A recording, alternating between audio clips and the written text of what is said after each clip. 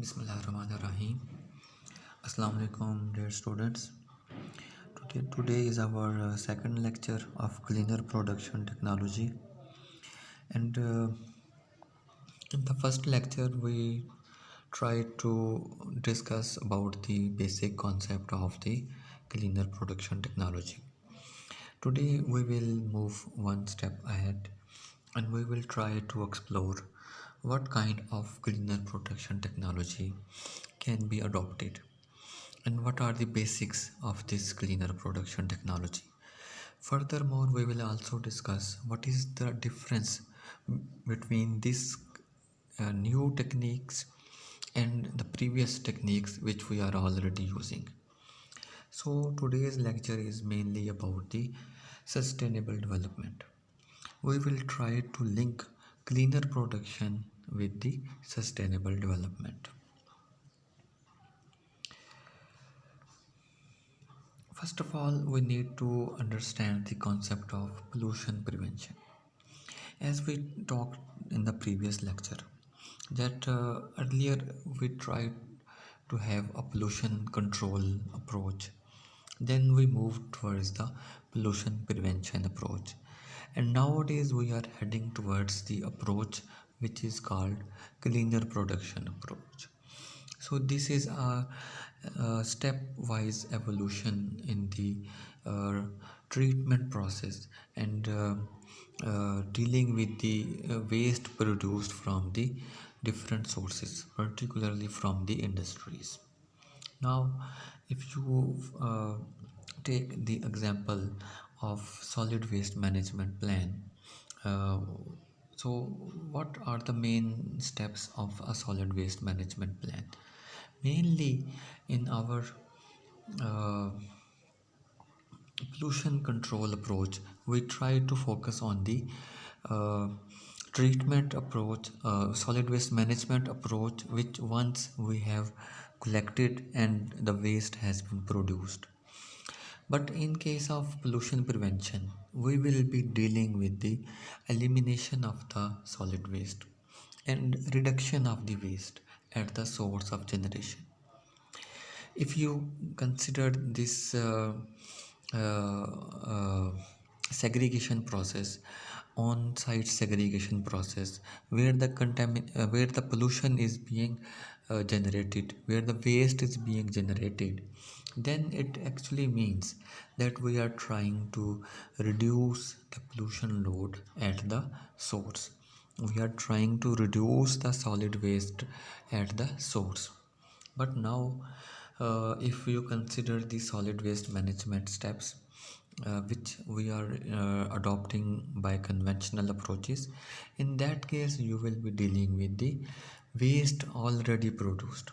So, in that case, we will be dealing with the incineration approach, and we can use these techniques in our pollution prevention as well. But our main target is to overall reduce the volume of the waste being produced.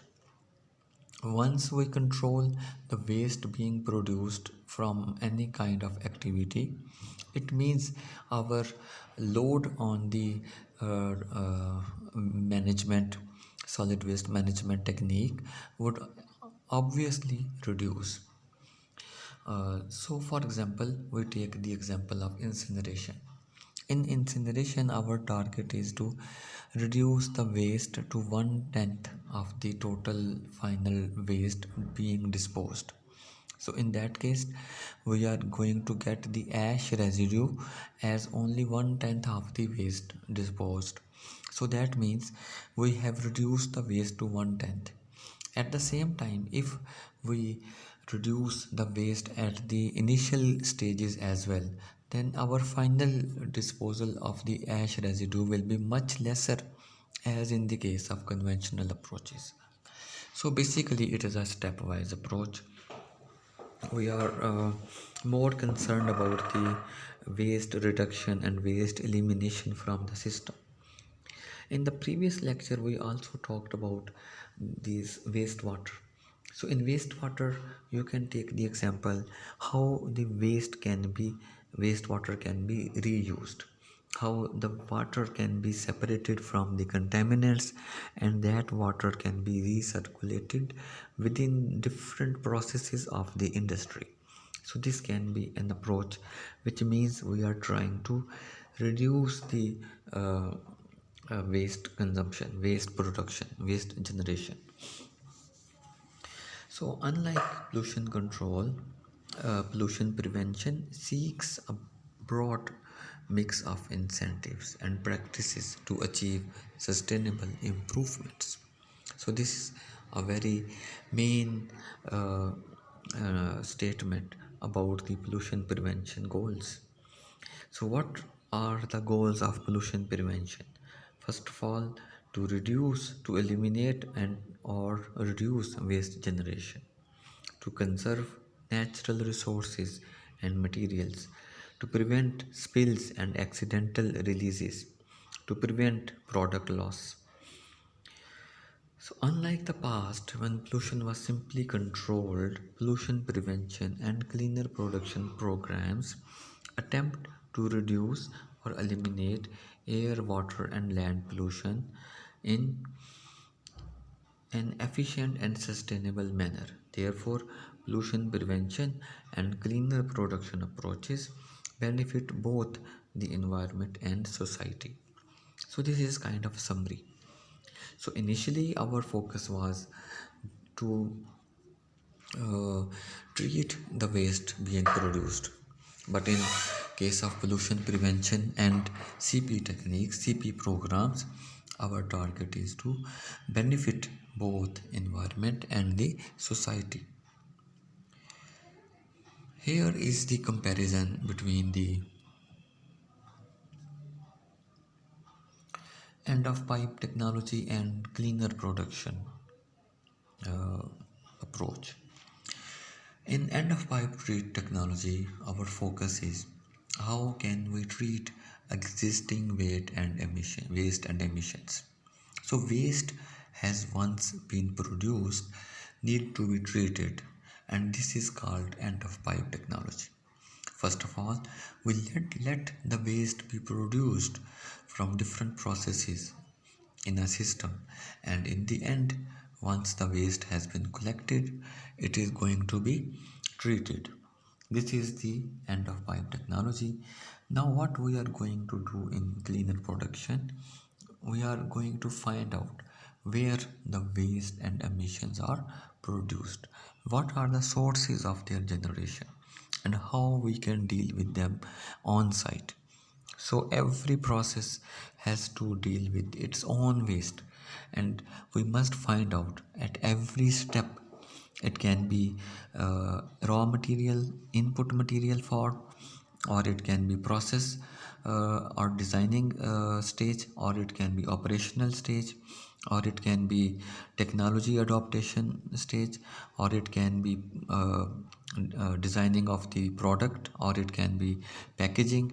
So at any stage throughout the different processes of an industry, we can uh, establish a material balance equation so that we can understand what the waste can be produced and how that waste can be dealt, and that waste must be reused in such a manner that it is not going to be a load, additional load on the system once it is disposed into the overall environmental systems. Second is the stands for reaction.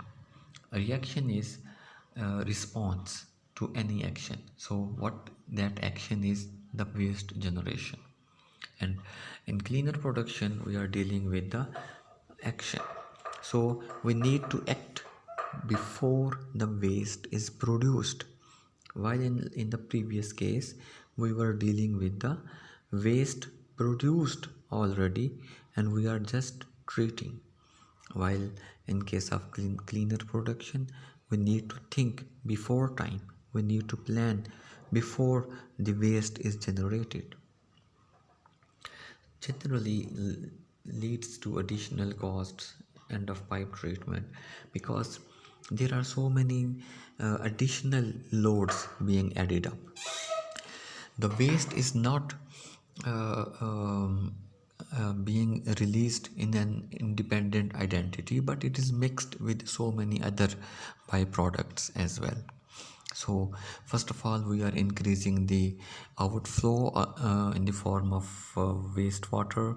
Then we are adding up the pollutant load, we are adding up solid waste, we are adding up the byproducts. All these things are additional load, and so more these components, the higher will be the cost of treatment. It's quite obvious. But if we are planning at every step, we need lesser cost, because most of the waste will be recycled and reused, reducing the overall load on the economics. Furthermore, if we are treating the wastewater at every step and managing that water, it means we are actually reducing the outflow. Once we have lesser outflow of the wastewater, it means that the overall designing of the wastewater plant, treatment plant, will be for much lesser outflow. Similarly, we have so many other options.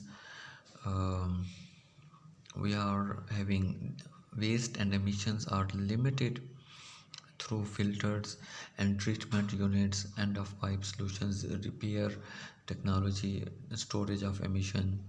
While waste and emissions prevention at the source uh, avoids potentially toxic processes and materials, as we talked earlier, because we are not complicating the pollutants, we are not complicating the all by mixing all the waste at the same time, but we are separately dealing with them. So we need simplified processes for the treatment. It is not required to adopt high cost technologies and expensive methods, but we can deal with them in a more easy approaches. Environmental protection comes in after products and processes have been developed, while environmental protection in case of cleaner production comes in as an integral part of the product design and the process design.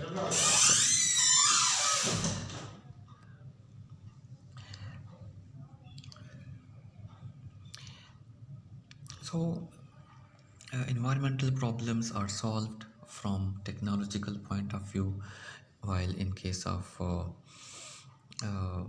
cleaner production, environmental problems are tackled at all levels in all the fields. We talked earlier that cleaner production approaches deal with the institutions, with organizations. So any kind of modification in the system can help in achieving cleaner production goals. So we are actually planning to simplify the processes. We are not going to complicate. So in the previous case, when we were dealing with the conventional approaches, we were having complicated wastewater, complicated solid waste problems, which need technological solutions. While in this case, in case of cleaner production, by simply managing the things can be one of the options to deal with this kind of waste. So similarly, we have other options. We need experts to deal with the technology for conventional, while in case of CP, we we have a very integral approach at every component. We need to adopt it, and it can be every person is a part of the team to deal with cleaner production, so it further simplifies the whole process. For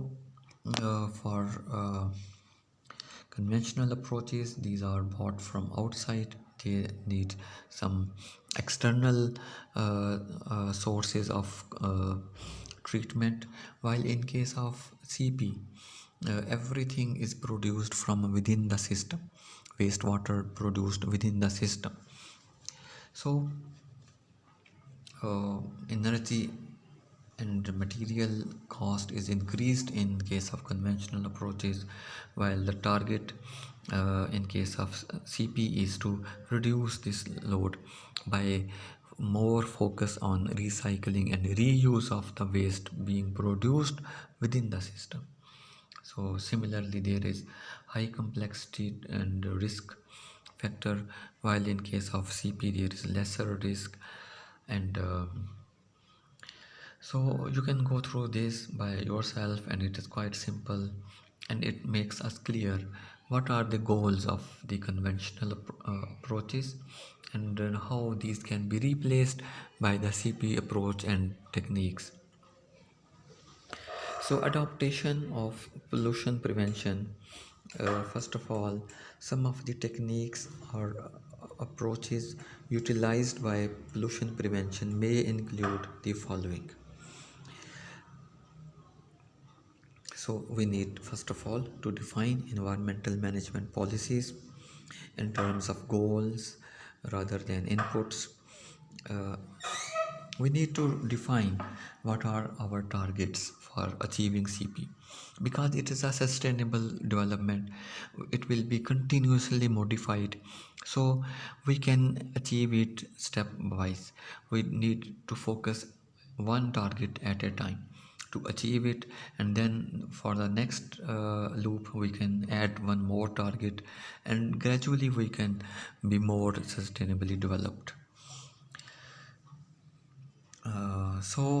Achieving a greater decentralization of the policies, abandoning practices which emphasize strictly emissions control in exchange of for a broader goal. So you can go through it. Now, definition of CP. Most importantly, both pollution prevention and CP emphasize environmental management through source reduction rather than pollution control methods. This is a very simplified version of this definition.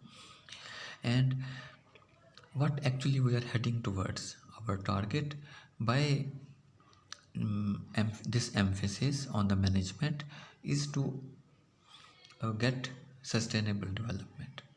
So similar to pollution prevention, this P2 is actually double P, pollution prevention. One P for pollution, second P for prevention. So CP should not be considered as absolute state, but rather a process which continually evolves with the introduction of improved technology and innovative ideas. We talked earlier, it is a continuous approach.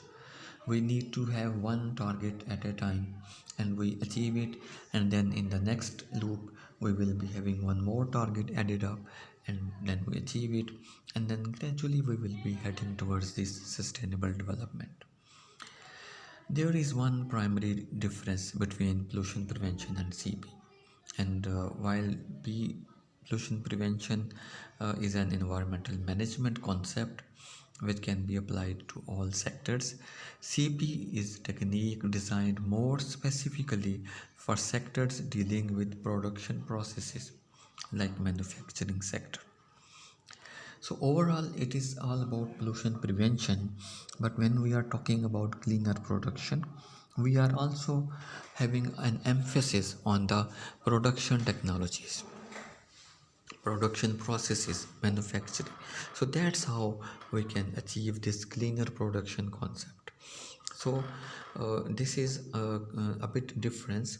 While pollution prevention is only about the management, by solving the environmental issues only by the management approaches, we are more concerned about the production processes in case of cleaner production. So this is something about the components of CP. It's again very simplified form. Waste reduction we talked earlier, to achieve zero waste discharge, Non-polluting production. We want a zero effluent, zero contaminant release from the industry or any institution. So that's why this is our main component of CP. Then production energy efficiency. We are not only dealing with the processes, but we are also talking about the inputs. So production energy efficiency is also important. By improving this efficiency, by adopting uh, uh, renewable energy resources, we can achieve better energy output. So energy conservation being one of the targets for a sustainable development, uh, we can have a better energy options by adopting alternative sorry renewable energies, or by improving the energy efficiencies by having more automation and more advances in the technology mechanically, we can achieve a better energy efficiency. So safe and healthy work environment is a target, is a component of CP. So it strives to minimize the risk for workers, and environmentally sound products are required. It is again obvious. So along with the products, packaging is also important. We need environmentally sound packaging. So main features are, we can change technology, we can change the input materials, we can change the operating practices, we can change the product design. So we can change the waste use, final waste use. We can change in the maintenance practices. We can change the packaging. So all these things we can do in order to achieve our goal of sustainable development, and by achieving cleaner production. So cleaner production is related to other sustainability concepts such as eco-efficiency, environmentally sound technologies, life cycle assessment, green procurement, and zero emissions. For cleaner production to succeed, senior management support, staff awareness, and participation and staff input is required. So here a very simplified explanation. Cleaner production considered as a tool to reach sustainable development. How we will be achieving it? By continuous application of an integrated preventive environmental strategy. Now, where this strategy will be applied to the processes, products, and services, so as to reduce risk to humans and the environment.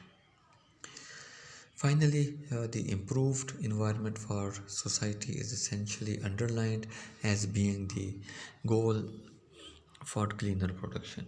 It is accounted for processing, meaning conserving raw materials and energy, eliminating the use of toxic raw materials, reducing the quantity and toxicity of all emissions and wastes being uh, waste before they leave a process. Products, reducing impact along the entire life cycle, from raw material extraction to disposal, as well as for services. So cleaner production improves process efficiency, products and services quality. So this is the again definition of sustainable development. It is a process of change in which the exploitation of resources, the direction of investments, the orientation of technological development, and institutional change are all in harmony and enhance both current and future potential to meet needs, human needs, and aspirations. It is meeting the needs of the present without compromising the ability of future generations to meet their own needs. So, this is a very comprehensive definition of sustainable development. Please go through it and try to remember it. Sustainable development entails providing for the needs of the present generation without compromising the ability of future generation to meet their own needs. Now let's have a look on the development of all the process of cleaner production. How this idea actually evolved, how we modified our approach towards this cleaner production concept. This is now what we are going to study. Initially, in 1970s and earlier, sustainability was one-dimensional. It was equated with the profit necessary for the company's long-term survival. So initially, sustainability was only dealing with the company's benefit, and that benefit was in terms of economics, financial benefits. Later, environmental concerns were added in 1990s. So it was adding up into the third dimension, which is called societal concerns. And actually, it evolved from the concept of cleaner production when this concept was launched in 1989 in the United Nations Environment Program. And it was as a response to question how to produce in a sustainable manner. So production as well as the sustainability. So we wanted to have a production by adopting all those techniques which will help in sustaining the financial issues, financial uh, uh, indicators as well as the environmental indicators. So this was the concept in cleaner production. We were talking about both economics as well as environment at the same time. So this combination of economics and environment gave us one more term, and that terminology is eco-efficiency, in which we are talking about both economics as well as environment. So we are trying to provide a sustainable solution to our different issues, to have a sustainable growth in not only financially but also environmentally. So this is a combination in which both are added up, and we are calling it eco-efficiency. So this is actually the explanation. This is actually the target of the cleaner production techniques. And how it evolved, it was in the Rio Declaration. Rio Declaration is the outcome of the conference on energy and environment, which was uh,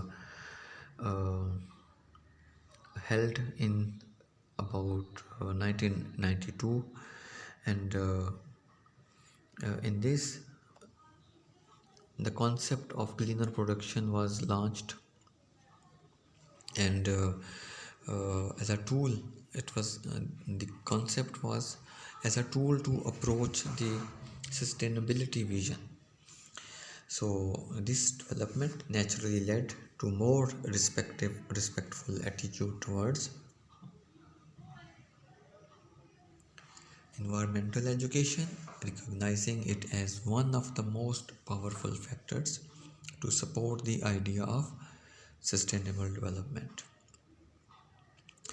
Now, there are different uh,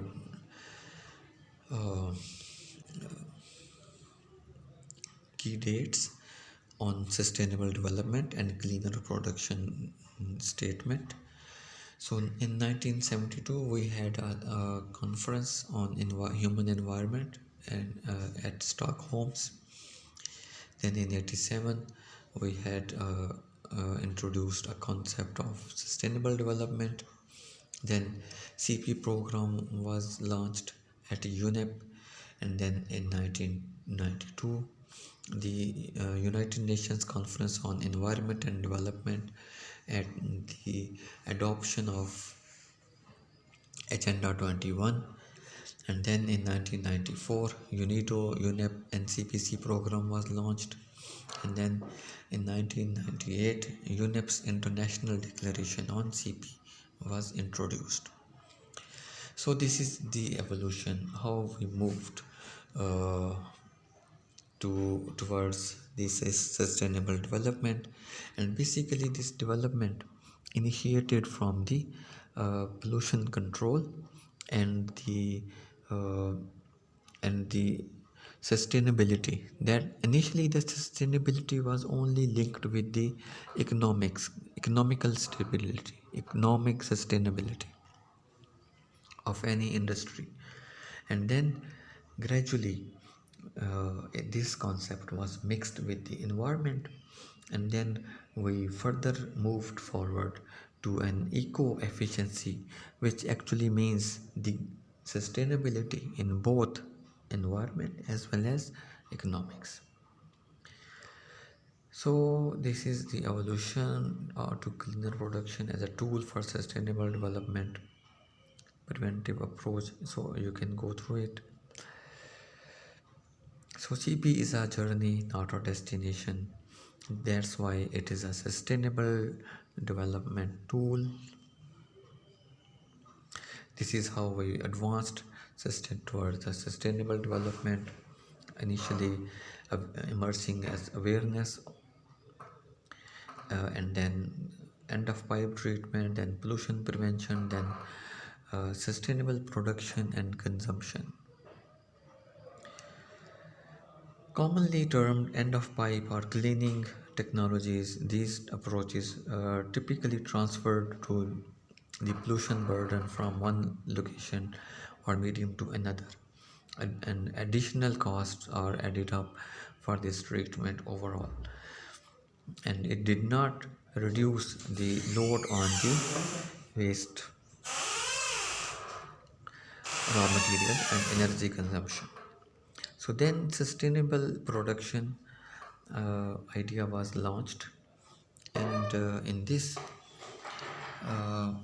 you can observe that the main focus was the uh, was to have an integral approach. So it is not one man, one solution, but it is about a teamwork and a integrated approach in which all the processes are revisited or revised so as to improve the all the steps, starting from the raw material intake and then to the maintenance and operation, and then the processing, and then the designing, and then the product formation, and then the uh, energy utilization, and then the final product formation and the waste generated. All the steps need to be revisited and introduced with the latest possible solutions to limitize the waste production at every step, and this can be achieved. So for example, we talk about the production and product development by eco design. It can be uh, achieved by new concept development. We can have a new idea, selection of low impact materials, reduction of the material use, optimization of the production techniques, optimization of distribution systems, reduction of impact during use, optimization of initial lifetime, optimization of end of life system. So this is the focus. And so initially we were talking about treat and dispose, then recycling, and then reuse, reduce, eliminate, and at the same time our strategies also improved. So if you see this triangle starting from the base heading towards the top, you will see our evolution. So at the base, we have a treat and dispose technique for which we need a control and disposal uh, solution. Then we moved forward to recycling. Then we removed to the reuse. and then to reduce and then to eliminate. And similarly our approach also changed. We worked on waste management, we worked on pollution prevention. So this is how we moved. So uh, what kind of material is required, what kind of modifications are required. So impact of products and personal management, work procedures, energy, raw material use, all these are needs modifications. So use non-toxic, it is also one of the approach. How we can achieve it? By using non-toxic and sustainably produced or recycled materials, and then use manufacturing processes and produce products which are more energy efficient, build longer lasting and better functional products, design products for reuse and recycling, consult sustainable design standards and guides, consider product life cycle, shift the consumption mode from personal ownership of the product to the provision of services which provide similar functions. Materials should come from nearby. So all these things will help in overall reducing the load on energy, load on cost and financial finances, load on the efficiency, load on the input materials like raw materials and energies requirements. So all these loads need to be reduced in some way by adopting any of the approaches as talked earlier in this slide. So, the sustainable product and service development can be applied to an existing product, but ideally at the concept stage before a commitment to producing a product has been made. So, commitment to producing a product with only a concept, greater opportunities for development for a non more sustainable solution may be realized, especially regarding environment. So this is all about the cleaner production and economic development. So this is how we can move forward.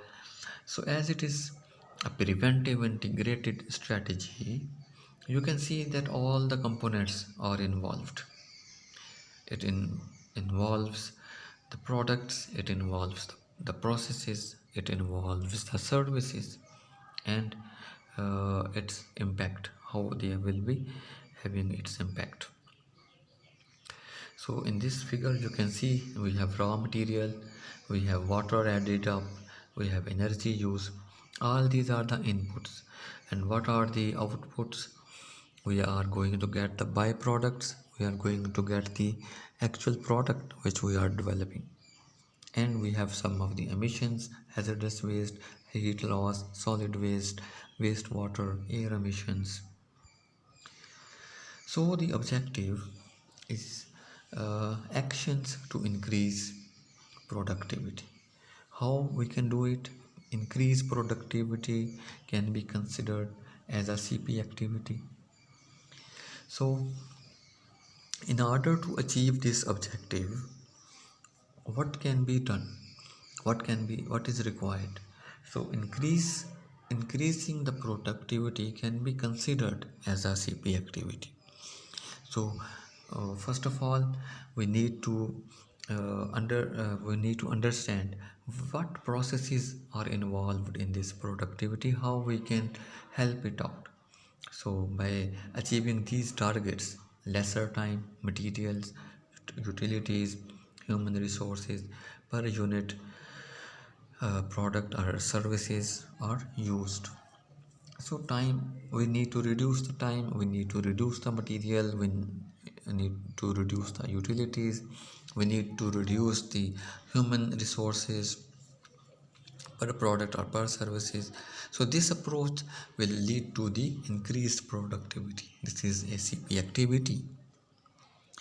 So, the approach to sustainable development by reducing our demands on non renewable resources and by recycling and reusing the products.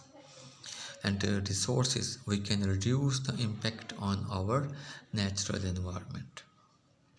So, heading towards the CP implementation at your premises for sustainable development, CP is good for finances, economics, and environment. CP is for everyone and it can be implemented in your premises. CP is a general concept and you may use any tool to implement it. CP does not require in depth to expertise require in-depth expertise. CP can be implemented immediately. It does not require huge amount for investment, and only we need to shift our focus, our paradigm by accepting CP. So that's all for today's lecture. Here is some of the information about the your course. I will be sharing one of the books, and these are the contents of that book. So for week 1 and 2, you are supposed to uh, uh, go through this chapter 1, and then chapter 2, and then chapter 3. So please go through chapter 1 and 2 and 3, and then our next lecture will be on this cleaner production assessments, and then tracking environmental performances. All the things which we talked today will be discussed in detail in our coming lectures. We will investigate every step one by one, how the raw material can be used, can be changed, modified, how the processes can be modified, how the operational and maintenance practices can be modified, and how the design can be modified. So at every step we need modification. So what are our options to modify? We will be discussing it in our coming lectures one by one, so that you can actually adopt all these techniques in the field. We will talk about energy conservation, water conservation, water pollution reduction, and then these are the processes of the uh, treatment reduction, and then air pollution reduction, and then waste reduction, green engineering, green chemistry, and promoting cleaner production. All these things will be discussed in the coming lectures, and then these are also our important course contents like EMS and environmental risk assessment, environmental audit, closed loop operations, life cycle design, and impact assessment. So please go through first three chapters, and we will talk about it in our next lecture.